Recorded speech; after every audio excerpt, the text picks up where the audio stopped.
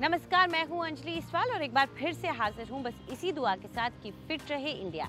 आज हम बात कर रहे हैं ब्रेन ट्यूमर की, जो एक बेहद खतरनाक बीमारी है। लेकिन इस बीमारी के कुछ ऐसे लक्षण हैं जिनके लिए हमें सचेत होना चाहिए। तो आइए डॉक्टर से जानते हैं कौन से हैं वो लक्षण। ब्रेन ट्यूमर धीरे धीरे इसका इंसिडेंस बढ़ते जा रहा है, क्योंकि एक तो डायग्नोस्टिक फैसिलिटीज़ बहुत हो गई, आज जल्दी से एमआरआई हो जाता है, सीटी हो जाता है, तो पिकअप रेट भी बढ़ गई है।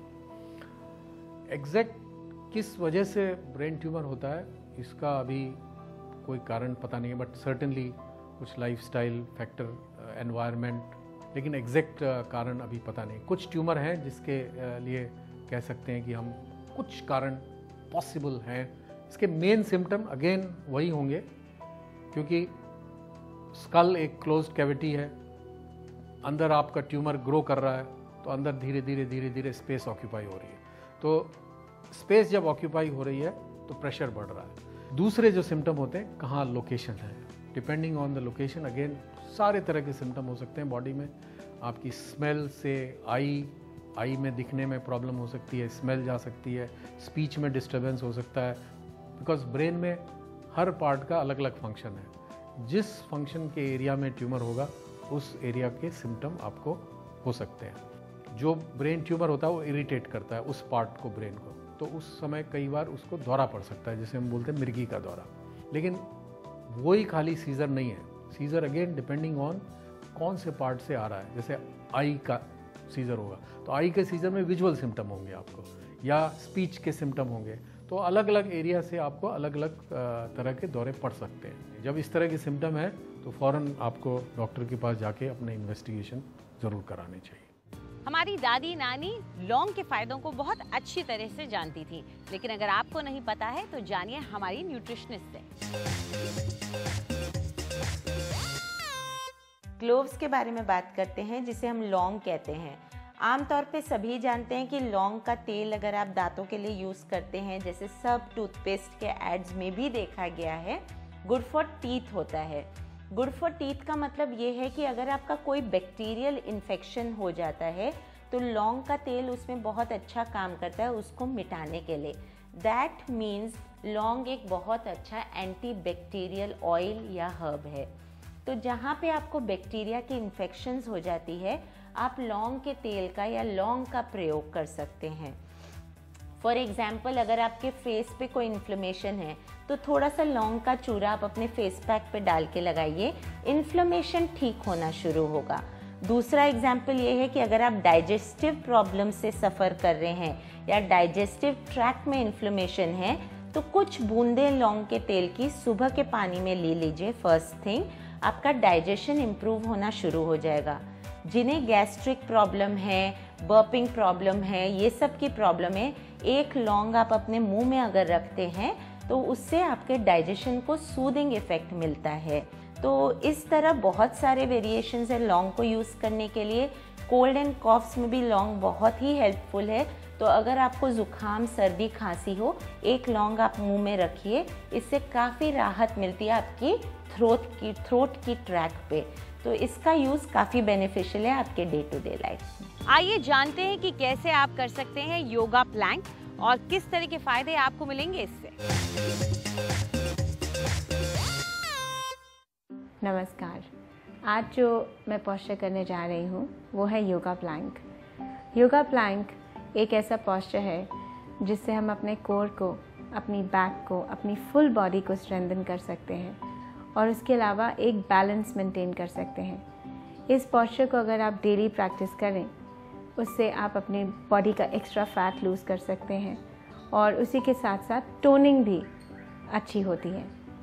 तो अब हम देखेंगे इस पोस्चर को हम कैसे करेंगे। सबसे पहले आप अपने हैंड्स और नीज़ पे आएंगे। यहाँ से हम अपनी लेग्स को पीछे लेके जाएंगे, टोज को अंदर करेंगे और अपनी नेक को स्ट्रेट लाइन में रखेंगे स्पाइन की। इधर आप ये पोस्चर होल्ड करेंगे और अपने कोर को या अपने स्टमक को अंदर की तरफ रखेंगे और 3 से 6 ब्रेथ्स के लिए होल्ड करेंगे।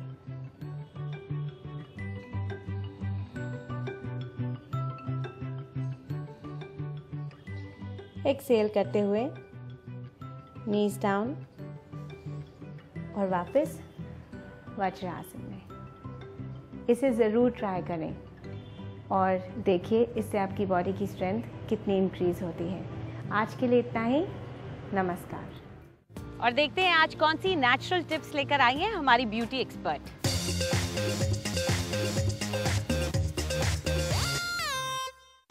नमस्कार। आज हम बात करेंगे एक बहुत ही कॉमन प्रॉब्लम के बारे में, और वो है split ends and falling hair. ये दो चीज़ें जो है वो मैंने देखा है कि हज़ारों लोगों की नाइटमेयर प्रॉब्लम्स बन जाती हैं।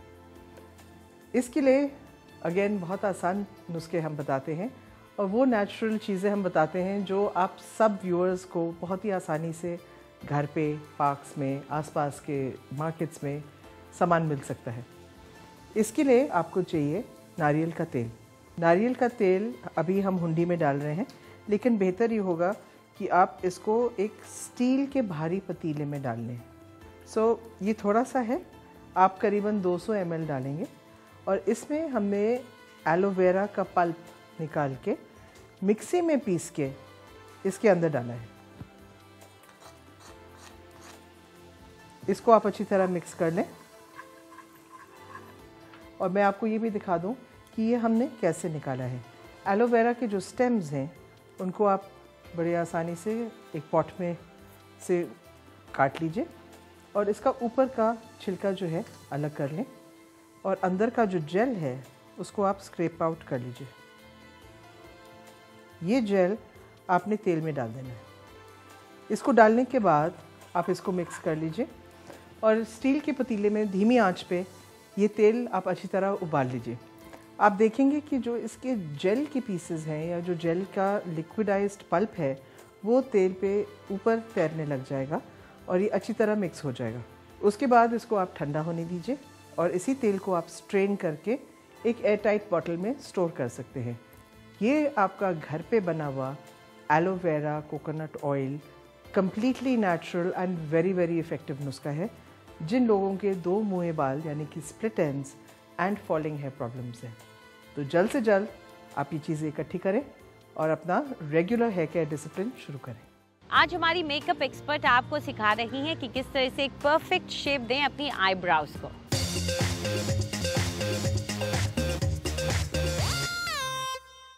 कुछ लोगों के आईब्रोज के हेयर इतने लॉन्ग होते हैं या कर्ली होते हैं कि वो बिल्कुल भी सेट नहीं होते। आज की हमारी जो टिप है वो ख़ास तौर से उन्हीं लोगों के लिए है। तो देखते हैं अगर आपको अपने आईब्रोज के हेयर सेट करने हैं तो इसके लिए मार्केट में क्या अवेलेबल है। सबसे पहले तो क्लियर मस्कारा या फिर ब्रो सेटिंग जेल। अगर ये प्रोडक्ट अवेलेबल नहीं हो तो आप हेयर स्प्रे का भी यूज़ कर सकते हैं। तो अब देखते हैं कि कैसे हम अपनी आईब्रोज को ग्रूम करेंगे। सबसे पहले तो एक ड्राई मस्कारा ब्रश लेकर के या फिर एक बेबी टूथब्रश से आप अपने आईब्रोज के हेयर को कुछ इस तरह ग्रूम करिए, आगे से ऊपर की तरफ और पीछे से डायगोनल। जब आप अपनी दोनों आईब्रोज के हेयर अच्छे से ग्रूम कर लें, कोम आउट कर लें, उसके बाद ब्रो सेटिंग जेल लेकर के या फिर एक क्लियर मस्कारा लेकर के या ट्रांसपेरेंट मस्कारा की हेल्प से आगे के हेयर को ऊपर की तरफ लिफ्ट करें और फिर पीछे के हेयर को डायगोनली ग्रूम करें कुछ इस तरह, और इसे ड्राई होने दें, सेट होने दें। अगर आपके पास में ब्रो सेट जेल या फिर क्लियर मस्कारा नहीं है तो आप अपने टूथब्रश पे या फिर ड्राई मस्कारा ब्रश पे हल्का सा हेयर स्प्रे कर सकती हैं, और इसके बाद उसी तरह से अपने हेयर को ग्रूम करेंगे। इन दोनों प्रोडक्ट से आपकी आईब्रोज एकदम सेट रहेंगी और हेयर आपको परेशान नहीं करेंगे। आई होप आपको ये टिप अच्छी लगी हो। Thank you. फिट रहे इंडिया में फिलहाल इतना ही। आपको हमारा कार्यक्रम कैसा लगा हमें ज़रूर बताएं। आप अपनी राय हमें ईमेल कर सकते हैं fit@ndtv.com पर। चाहे तो आप हमारे साथ ट्विटर पर भी जुड़ सकते हैं। इस्तेमाल कीजिए #फिट रहे इंडिया। फिलहाल पूरी टीम को इजाज़त दीजिए। नमस्कार।